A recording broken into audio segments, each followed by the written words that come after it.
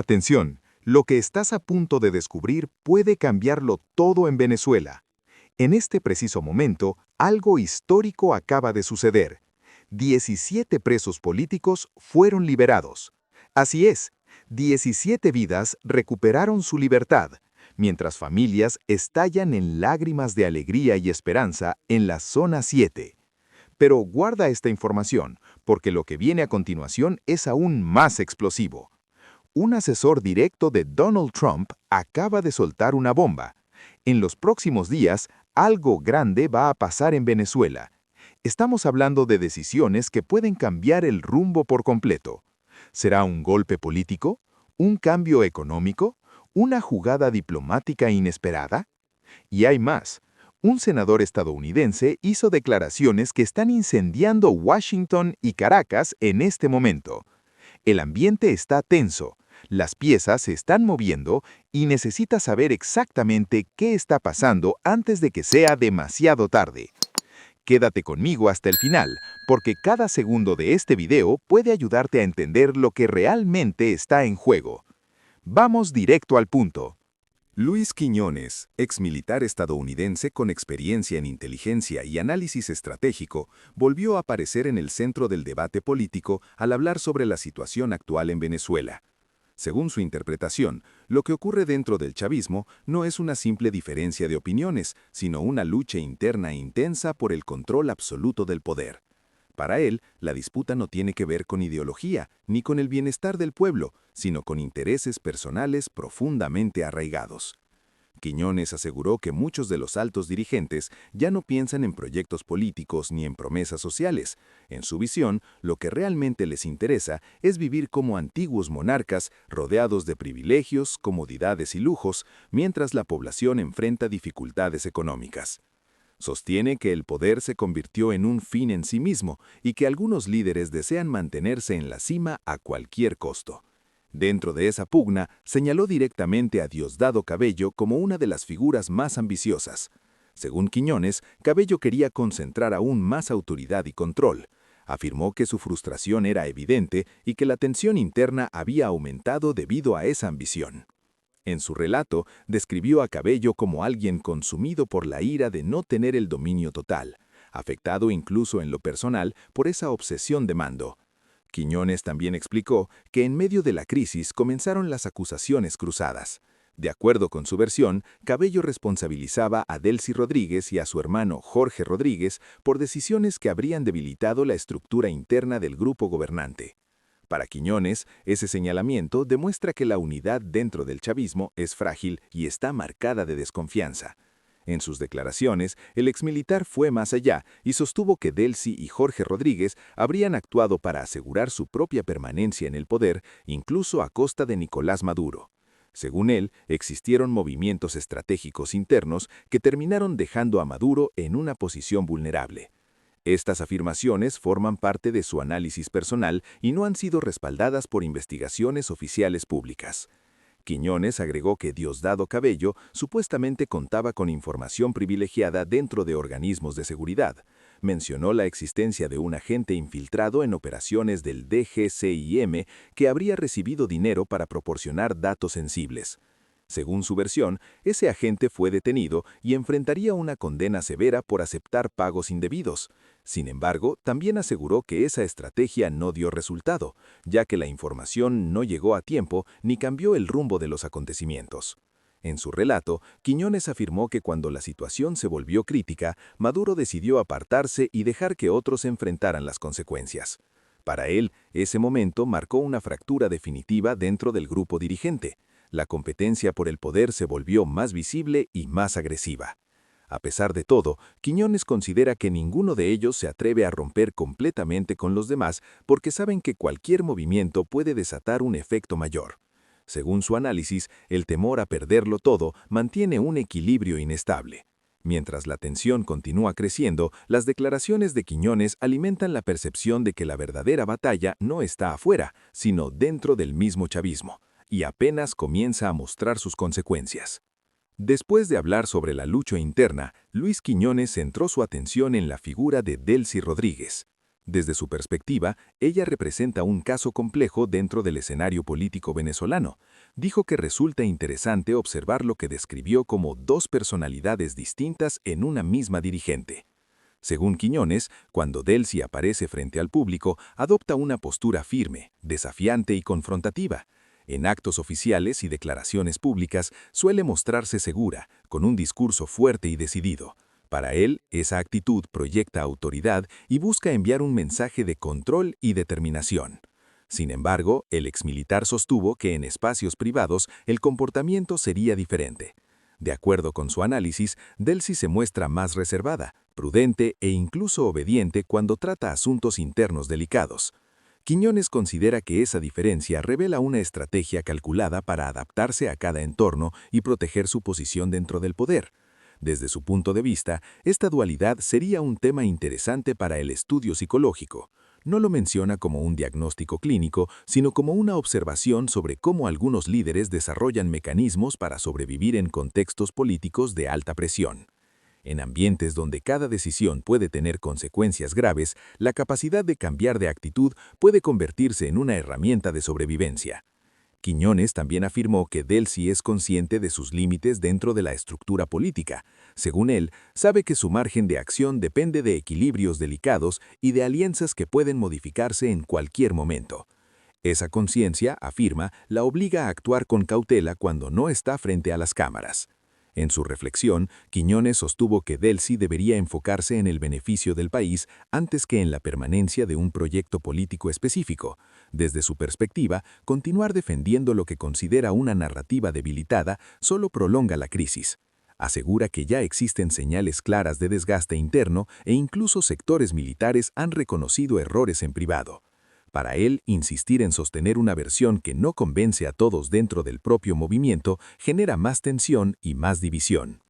Según Quiñones, el miedo principal de los dirigentes es que la población comprenda cada vez mejor lo que ocurre tras bastidores. Afirma que ese temor explica muchas decisiones recientes y la resistencia a cambios profundos. Quiñones hizo un llamado a dejar atrás lo que describió como una ilusión que nunca logró consolidarse plenamente. Considera que permitir una transición real podría abrir la puerta a mejoras económicas y sociales que la población espera desde hace años. Mientras sus palabras circulan y generan debate, la figura de Delcy Rodríguez sigue siendo central en el escenario político. La tensión interna, la presión pública y el análisis constante de sus movimientos mantienen el ambiente cargado. Y conforme más personas observan con atención, la historia continúa desarrollándose en medio de incertidumbre y expectativa creciente. Luis Quiñones sabía que no podía ignorar las críticas. Desde el comienzo de su análisis, había recibido una enorme cantidad de mensajes de gente que preguntaba por qué no habían detenido a ciertos personajes políticos, por qué la economía no mejoraba con rapidez y por qué el dólar seguía subiendo frente a la moneda local. Para Quiñones, esas preguntas eran esperadas, pero también injustas si se tomaba en cuenta el tiempo que había pasado desde el cambio que él describía en el país. En tono firme, pero con cierta paciencia, Quiñones respondía que apenas habían transcurrido 42 días desde aquel 3 de enero en que, según su relato, se inició un proceso de transformación. Para él, era importante que la gente entendiera el contexto temporal. Aunque para muchos parecía que nada había cambiado, él insistía que 42 días era poco tiempo para ver resultados profundos en una nación con tantos problemas acumulados. Todo avance, decía, debía evaluarse con cautela y sentido común. Luis repetía una y otra vez que pese a las dificultades y a las trabas impuestas por quienes aún se resistían a los cambios, había señales de progreso real. Mencionaba que había visto camiones llenos de comida y productos esenciales que se movían hacia distintas regiones del país. Para él, esos camiones eran algo más que logística, representaban la reactivación de cadenas de distribución que durante años habían estado paralizadas o funcionando a medias. Era un mensaje sencillo, pero cargado de significado para quienes escuchaban. Además, Quiñones hablaba con entusiasmo sobre maquinaria que, según él, había empezado a llegar y que estaba siendo desplegada para poner en marcha proyectos de infraestructura necesarios para revitalizar sectores clave de la economía. Mencionaba que técnicos, ingenieros y especialistas de distintos ámbitos estaban siendo enviados a lugares como el puerto de La Guaira para estudiar cómo mejorar su funcionamiento. El objetivo era claro: transformar ese puerto en un punto atractivo para la llegada regular de cruceros, algo que para Quiñones significaría un impulso importante al turismo y a la economía local. Afirmaba que ya existían solicitudes de líneas de cruceros interesadas en visitar Venezuela de forma periódica cada semana. Aunque el proyecto estaba apenas en fase inicial, Quiñones lo presentaba como una idea con potencial real, centrada en aprovechar las bellezas naturales de las playas venezolanas. Para él, las costas tenían que ser recuperadas y limpias, y los lugares que habían sido abandonados durante años debían ser movilizados para recibir visitantes con dignidad y orden. No negaba que para todo esto hacía falta dinero y explicaba que parte de los esfuerzos estaban dirigidos a tranquilizar a inversionistas internacionales y buscar capital externo que pudiera inyectarse en proyectos estratégicos. Según su interpretación, por eso había llegado a Venezuela el secretario de Energía de los Estados Unidos, con el objetivo de evaluar cómo acelerar la producción de petróleo y evitar futuros desastres en infraestructuras que habían sido descuidadas por años. Para él, esa visita no era casualidad, sino una señal de que se buscaba cooperación internacional que favoreciera al país. En otras palabras, Quiñones defendía la idea de que, aunque el tiempo había sido corto, los pasos dados eran significativos. Cada camión con productos, cada especialista enviado, cada proyecto evaluado formaban parte de lo que él consideraba una trayectoria de progreso. Y para quienes pedían resultados inmediatos, su respuesta era sencilla: el camino apenas había comenzado, y no se podía medir un cambio profundo con la misma vara con la que se juzga una acción impulsiva. Mientras la gente seguía observando con atención y las expectativas crecían día a día, la narrativa de Quiñones seguía alimentando un debate intenso sobre el rumbo del país y lo que podía o no lograrse en ese corto periodo de 42 días. Luis Quiñones sabía que mucha gente dudaba de los avances del país. Para responder a esa desconfianza, dedicó parte importante de sus palabras a explicar lo que él llamaba un plan petrolero ambicioso y estratégico. Según su versión, no se trataba solo de recuperar producción, sino de construir una hoja de ruta con etapas claras y objetivos definidos. Quiñones explicaba con calma que la idea principal del plan era aumentar la producción de petróleo hasta alcanzar 5 millones de barriles diarios. Para muchos parecía una meta enorme, casi imposible en un país con problemas estructurales en sus instalaciones petroleras, pero él mantenía una visión optimista y detallada de cómo se podía lograr paso a paso. Primero, decía, se tenía que utilizar 1 millón de barriles exclusivamente para pagar deudas, que según él eran una carga pesada para la economía. Mencionaba que varias empresas energéticas internacionales reclamaban pagos pendientes por contratos anteriores, deudas que sumaban miles de millones de dólares. En este esquema, ese primer millón sería destinado a saldar esas obligaciones. Según Quiñones, si se dedicaba esa cantidad constante a pagar esas deudas, en un año podrían quedar completamente cubiertas. Para él, esa era una estrategia indispensable. Era necesario demostrar responsabilidad financiera para atraer confianza de inversionistas y favorecer condiciones más estables para futuros acuerdos. Pero no todo se quedaba solo en pagar deudas, agregaba. El segundo millón de barriles decía que estaría destinado a costear las operaciones internas de la industria petrolera, especialmente el mantenimiento urgente que muchas instalaciones requerían después de años de abandono. En esta etapa se invertiría en maquinaria, reparaciones y logística para asegurar que la producción pudiera seguir aumentando de manera sostenible. El tercer millón de barriles decía que estaría enfocado en reconstruir y modernizar infraestructura nacional. Esto no solo implicaba mejoras en plantas, refinerías y sistemas de transporte, sino también la construcción de nuevas carreteras, plantas eléctricas y redes de agua, proyectos que consideraba esenciales para reactivar el aparato productivo. De acuerdo con él, esta parte del plan tenía un doble propósito: fortalecer la industria petrolera y al mismo tiempo mejorar condiciones de vida para la población. Además, según Quiñones, aún después de asignar esos 3 millones, quedaría una cantidad significativa de recursos disponibles para otros fines importantes. El cuarto millón de barriles sería destinado a pagar salarios justos dentro del país, especialmente en sectores clave como la salud y la educación. Para él, esa era una señal de compromiso social, que los ingresos petroleros no solo se usaran para resolver problemas técnicos o financieros, sino también para mejorar la vida de la gente común. Finalmente, el quinto millón se guardaría como reserva estratégica para responder a imprevistos, invertir en nuevas tecnologías energéticas o fortalecer programas sociales que requerían financiamiento adicional. Quiñones insistía en que este plan, aunque ambicioso, era una forma de demostrar que no se estaba perdiendo tiempo, sino actuando con un enfoque estructurado para que cada barril contara y produjera beneficios tangibles. Mientras muchos observaban con escepticismo y otros con esperanza, la explicación detallada de Quiñones buscaba convencer de que, más allá de las críticas, existía una ruta pensada para avanzar, aunque todavía con muchos desafíos por delante. Así, sus palabras abrían nuevas líneas de debate sobre el futuro petrolero y económico de Venezuela, sin cerrar ninguna de las dudas que seguían presentes. Luis Quiñones continuó su explicación sobre lo que él consideraba el impacto del plan que él visualizaba a partir de la producción petrolera en el país y cómo eso se traduciría en salarios y bienestar social. Para él, la gente tenía que comprender que existía una idea detrás de lo que él planteaba, una idea centrada en mejorar la calidad de vida de la población desde la base económica. Había explicado que con 1 millón de barriles diarios destinados a fortalecer el mercado interno, el salario promedio podría elevarse a un nivel que él estimaba suficiente para permitir a las familias vivir con dignidad. Esa cantidad de recursos, según su explicación, no solo significaría una mejor paga por el trabajo, sino también una manera de reactivar la economía local para que cada persona pudiera cubrir sus necesidades sin sentir que sus ingresos eran insuficientes para enfrentar los costos de vida actuales. Además, Luis hablaba de los beneficios para los jubilados, para quienes la idea era que sus ingresos anuales fueran lo bastante altos como para sostener sus gastos sin depender completamente de otros. Para él, asegurar que las personas mayores tuvieran ingresos razonables era una manera de reconocer su contribución a lo largo de sus vidas y de ofrecerles una vejez tranquila y sin preocupaciones económicas.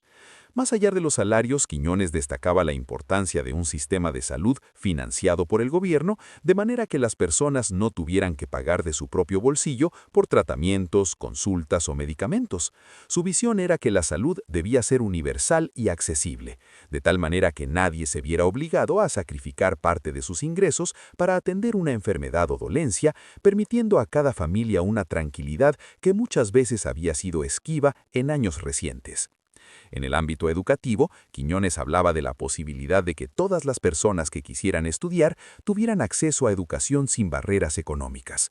Su énfasis estaba en que los estudiantes, especialmente jóvenes, pudieran formarse en áreas tecnológicas y de conocimiento que les permitieran tener oportunidades reales de empleo y que no solo dependieran de industrias tradicionales, sino que también pudieran impulsar nuevos sectores que generaran crecimiento sostenido. Según la visión que él explicaba, si todos estos elementos se combinaban, la vida de los venezolanos podría transformarse hasta convertirse en un estilo de vida que otras naciones podrían envidiar. Esta transformación dependería de la gestión de los recursos disponibles, incluyendo el 5.000.000 de barriles diarios de producción extras que servirían para crear reservas que permitieran afrontar emergencias, invertir en proyectos sociales o cubrir necesidades futuras sin caer en crisis inesperadas. Para Quiñones, era fundamental que existiera una visión de largo plazo en la administración de los recursos y que se trabajara de forma conjunta, con paciencia y con un enfoque claro en el bienestar del pueblo. Este enfoque, creía él, permitiría sacar al país de ciclos de insuficiencia y abrir un camino hacia una prosperidad compartida por la mayoría y no solo por unos cuantos. Sin embargo, también decía que no todos veían con agrado esa posibilidad de prosperidad general. Según su interpretación, ciertos líderes políticos y figuras prominentes estaban interesados en mantener privilegios que podrían disminuir si el país avanzaba hacia un modelo donde los ingresos y ventajas se distribuyeran de manera más equitativa entre la población. Para él, esa resistencia formaba parte de la complejidad. Mientras hablaba de estos temas, Quiñones invitaba a su audiencia a imaginar una nación donde los salarios fueran dignos, donde la salud fuera un derecho garantizado, donde la educación fuera accesible y donde la economía funcionara para todos. Para él, ese ideal no era imposible, pero sí requería voluntad, visión y trabajo conjunto. Luis Quiñones sabía que en cualquier proceso de reconstrucción política, las elecciones tendrían un papel central. Para él, una sociedad que aspiraba a cambios verdaderos debía enfrentar el desafío de organizar comicios transparentes, inclusivos y regidos por normas que garantizaran que cada voto contara de forma legítima. Se hablaba de un proceso electoral que estaba empezando a tomar forma, y Quiñones explicaba que el tiempo requerido para establecer las reglas del juego y preparar a todos los actores políticos era de gran importancia. Por eso mencionaba que entre 18 y 24 meses eran necesarios para que la campaña y la organización de las elecciones se hicieran con la seriedad que el pueblo merecía. Desde su punto de vista, la descalificación de candidatos que hubieran participado en acciones ilegales, que hubieran oprimido al pueblo o que hubieran violado normas fundamentales, debía ser un paso indispensable para asegurar que el proceso fuera justo. Para él, no era lógico permitir que personas que estuvieran implicadas en prácticas que afectaban negativamente al país pudieran presentarse como opciones al cargo más alto de gobierno sin enfrentar restricciones. Esta lógica se extendía también a familiares cercanos de quienes hubieran estado en posiciones de poder durante periodos conflictivos. Para Quiñones, la idea de permitir que hijos, padres o parientes inmediatos de líderes que hubieran sido objeto de acusaciones o controversias participaran en las elecciones podía socavar la confianza en el sistema y perpetuar ciclos de influencia que la sociedad quería superar. En su relato, Quiñones mencionaba que ya se percibía una preparación de campañas políticas antes de que el calendario electoral estuviera formalmente abierto. Esto, decía, era algo natural en cualquier democracia en formación, porque los actores comienzan a organizarse, a construir estructuras y a plantear propuestas con anticipación, especialmente cuando hay entusiasmo y expectativas de cambio. Comentaba también que algunas figuras públicas ya estaban siendo consideradas como posibles candidatas y que se les había sugerido que participaran de manera activa en el proceso electoral venidero. Para Quiñones, la importancia de contar con candidatos que representaran propuestas claras y un compromiso con la transparencia era vital para restaurar la confianza del pueblo en las instituciones y en la posibilidad de que el voto tuviera un significado real. Además, Quiñones defendía la idea de que observadores internacionales fueran invitados a supervisar todo el proceso. Para él, la presencia de observadores de diferentes países ayudaría a asegurar que no se repitieran prácticas de años anteriores, como irregularidades en la presentación de resultados, desaparición de urnas o manipulación de datos que dañaran la credibilidad de las elecciones. Desde su perspectiva, garantizar un proceso electoral limpio era crucial no solo para elegir líderes, sino para fortalecer la democracia como un sistema en el que el pueblo pudiera confiar. Él creía firmemente que la transparencia y la supervisión externa contribuirían a construir un ambiente donde todos los votantes sintieran que su participación tenía valor y que sus derechos eran respetados. Además, mencionaba que la reconstrucción política pasaba por reconocer errores del pasado, aprender de ellos y establecer mecanismos que evitaran que se repitieran. Para él, parte de ese reconocimiento consistía en crear normas claras que establecieran quiénes tenían derecho a postularse y bajo qué condiciones, evitando que figuras vinculadas a prácticas cuestionables pudieran reaparecer sin rendir cuentas. Mientras explicaba estas ideas, Quiñones invitaba a su audiencia a imaginar una nación donde los salarios fueran dignos, donde la salud fuera un derecho garantizado, donde la educación fuera accesible y donde la economía funcionara para todos. Para él, ese ideal no era imposible, pero sí requería voluntad, visión y trabajo conjunto. Luis Quiñones cerró una de sus intervenciones con una frase que generó fuerte reacción entre sus seguidores y críticos. Dijo que si los chavistas querían postular a alguien más, estaban en su derecho, pero que el pueblo debía asumir la responsabilidad de su voto. Señaló que si la gente volvía a elegirlos, después no podrían quejarse ni buscar refugio fuera del país, porque el futuro habría estado en sus propias manos. Para él, continuar apoyando a los mismos actores significaría aceptar seguir viviendo una pesadilla. Sus palabras fueron directas y confrontacionales, no solo por el tono firme, sino por el contenido que venía arrastrando desde capítulos anteriores. Hablaba de traiciones internas, de ambiciones ocultas y de un plan económico que prometía transformar el país. Todo esto convirtió sus declaraciones en un tema central de debate. Para entender lo que dijo, es necesario separar tres niveles distintos en su discurso. El primer nivel es la supuesta pugna interna por el poder dentro del chavismo. Quiñones describe un escenario de fractura profunda entre figuras influyentes donde existirían acusaciones cruzadas y desconfianza constante.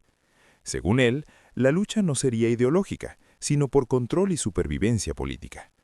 El segundo nivel es la narrativa de traiciones alrededor de la caída de Maduro. Aquí Quiñones plantea que hubo movimientos internos estratégicos que cambiaron el equilibrio del poder.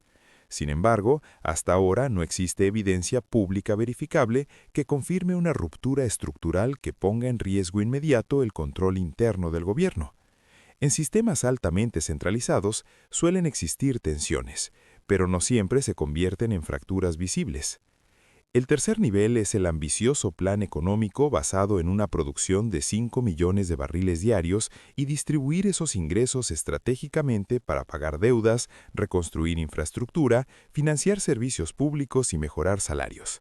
La propuesta suena ordenada, pero merece un análisis técnico detallado. Primer punto técnico.